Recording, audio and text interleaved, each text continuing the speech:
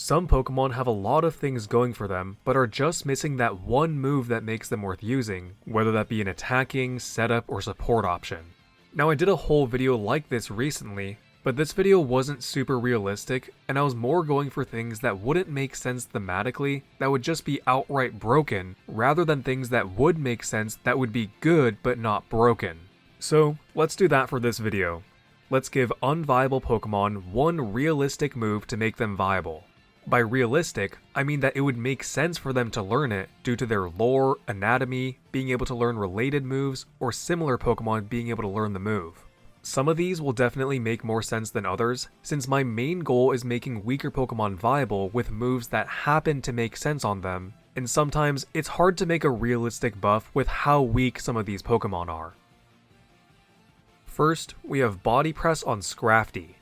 Body Press is a unique attacking move that uses the user's defense stat in the damage calculation rather than an attacking stat, and it is balanced out by the fact that most Pokemon that get it aren't fighting type, so they won't get stab. The ones that are fighting type typically have high attack stats and would rather just use the more powerful close combat at 120 base power. On Scrafty though, a fighting type Pokemon with a higher defense stat than attack stat, it would fit perfectly, but it would be by no means broken since we have fighting type mons with even higher defense stats than Scrafty that do get body press, like Great Tusk, Zamazenta Crowned, Cobalion, Komo-o, and Chestnut. Body press is a very solid but not broken option on all of these Pokemon, and it is what single-handedly shot up Zamazenta's viability in Gen 9 when it was given access to it. This would make sense on Scrafty thematically, since it already gets plenty of fighting type moves and gets the normal type move Body Slam, so it's not like it's incapable of slamming its body onto something. Scrafty has all the setup tools you could ever ask for on a physical attacker, with Bulk Up, Curse, Dragon Dance, and Iron Defense, and those ghost types that are immune to Body Press will be hit for super effective by Scrafty's dark type moves like Knock Off, Crunch, and Throat Chop. Fighting in Dark does still get walled by Fairy types, but Scrafty has Iron Head and Poison Jab to hit Fairy for super effective. In doubles, Scrafty is just a worse Incineroar, so this could be something that could help it out more offensively. Next, we have Follow Me on Ambipom. Ambipom is a pure normal type with some things going for it here and there that could make it a decent supporter in doubles. It gets Fake Out, Taunt, Thunder Wave, Quick Guard, Switcheroo, Screech, and Knock Off, but like Scrafty, it doesn't really have anything to offer that Incineroar doesn't. If it got Follow Me though, that could give it some decent use. This could make sense thematically since Ambipom gets these huge tail hand thingies that it could use to draw attention, and both the animation of the move and the Japanese name of the move specifically involves the use of a finger. Ambipom also has one of the strongest, if not the strongest Fake Out in the game, since it gets Stab and a Technician boost. It could also be used to counter other Fake Out users with Upper Hand, since its 115 speed is among the highest of any Fake Out user in the game.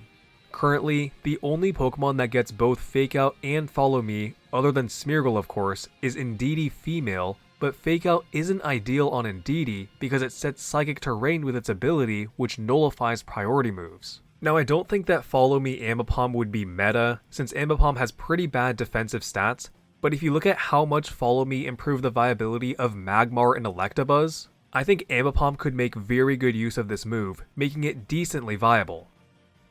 Next, we have Trailblaze on Breloom. Breloom is a grass fighting type with high attack but pretty average other stats all around. It has two great abilities with Technician and Poison Heal with access to low base power stab moves like Bullet Seed and Mach Punch. In VGC, it can even use Spore, a 100% accurate sleep move which is extremely valuable. With no way of increasing its speed though, and a lot of weaknesses including a 4x weakness to flying, it struggles to compete in Gen 9. Trailblaze is a 50 base power physical grass move that increases speed after use, so as a physical attacking grass type with a mid speed stat that gets a boost to moves with a base power of 60 and lower from Technician, Breloom would be the perfect user of Trailblaze. From a lore perspective, it makes perfect sense for Breloom to learn a move like this. It's a physical attacking grass type that also gets the priority move Mach Punch, showing that it's capable of moving at high speeds, and many similar Pokemon to Breloom can learn Trailblaze, like Brute Bonnet, Chestnut, Zarina, and Lilligant.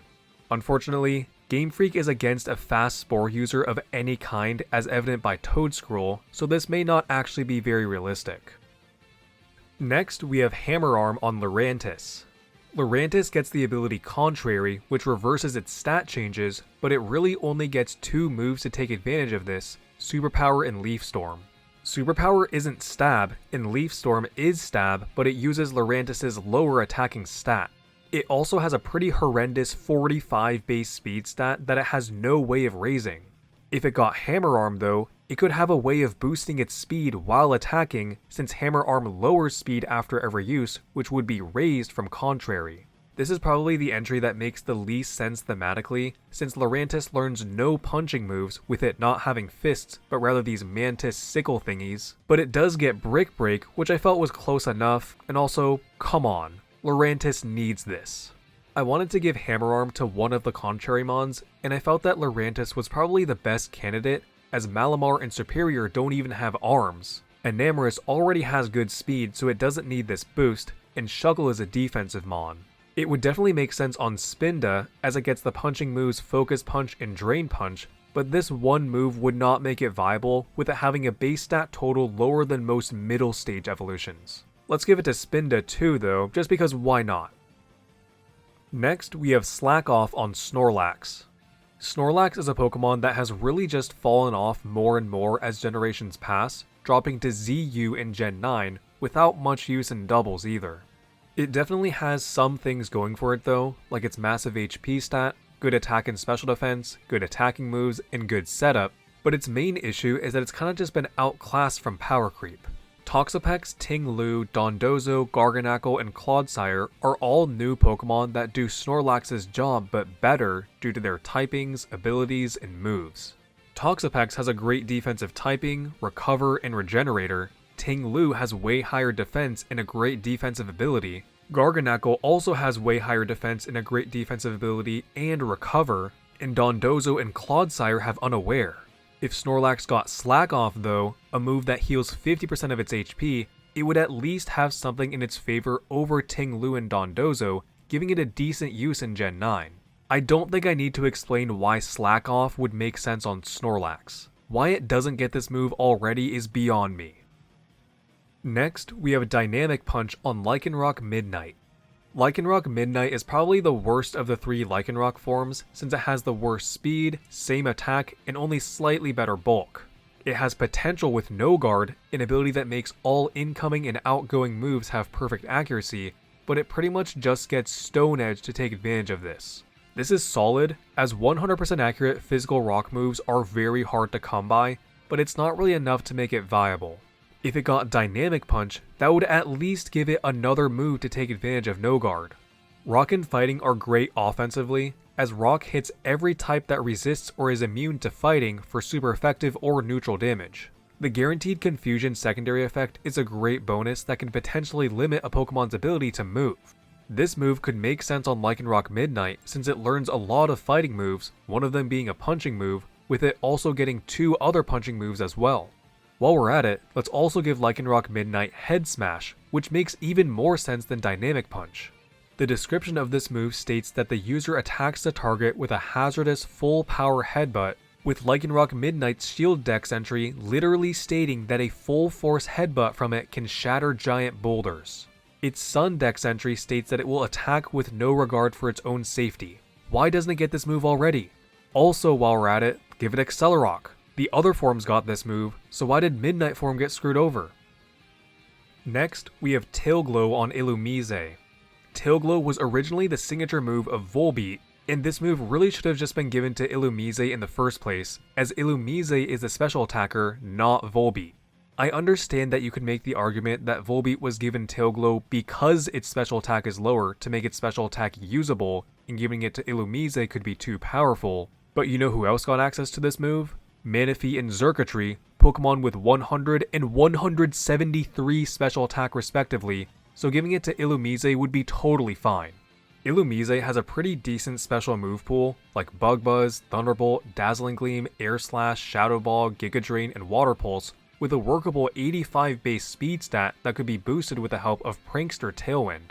Illumise is decent as a supporting mon in doubles, but this would hopefully make it work more offensively in singles and doubles.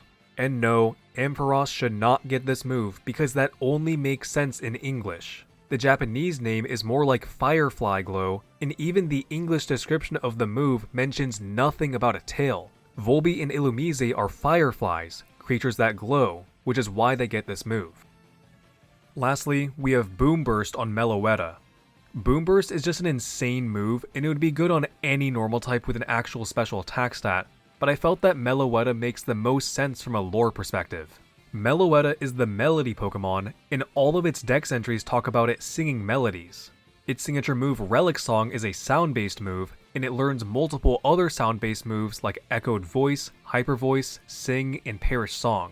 I understand that you can make the argument that Boom Burst isn't about melodies and more about just screaming your lungs out, but again, these aren't supposed to make perfect sense, just as long as they make some sense. I feel like it's still fine though, because Chatot is another Pokemon associated with music that does learn this move. Anyway, this entry is definitely the one most teetering on being broken rather than just more viable, but I saw some comments suggesting this in a previous video and thought it would still be fun to mention. Chatot and Toxtricity currently have the strongest Boom Bursts, with Chatot having Stab and a 92 base special attack stat, and Toxtricity not having Stab but having a higher 114 base special attack stat with Punk Rock to boost its sound moves, so Meloetta's 128 special attack stat with Stab would be pretty insane for Boom Burst. While we're at it, let's also give Meloetta Psychic Noise. Like Lycanroc and Head Smash, why doesn't Meloetta get Psychic Noise already? It's a psychic type known for making noise. Again, I understand that Meloetta is about pleasant sounding noise and Psychic Noise is about unpleasant sound waves, but some of its dex entries state that its melodies can make a Pokemon happy or sad, so I still think it makes sense for it to get this move. And those are Pokemon that are just one realistic move away from being viable. Let me know if you disagree with any of my reasonings or feel that I missed any. Thanks again to everyone who dropped suggestions in the comments of the previous video, since I used some of those suggestions here. Anyway, if you want to support me and my channel, just leave a nice comment since I do read all comments. I've just recently started a second channel called Extra Bell, where I post bonus content like videos I've never released on this channel and more casual unscripted content, which I recommend you check out. If you want to become a member, do so on this channel for 99 cents USD to get a badge next to your name and early video access like all of these lovely people. Likes are also one of the ways that YouTube determines if a video should be passed around to more people, so if you feel that this video deserves to be, I would appreciate it. Thanks for watching.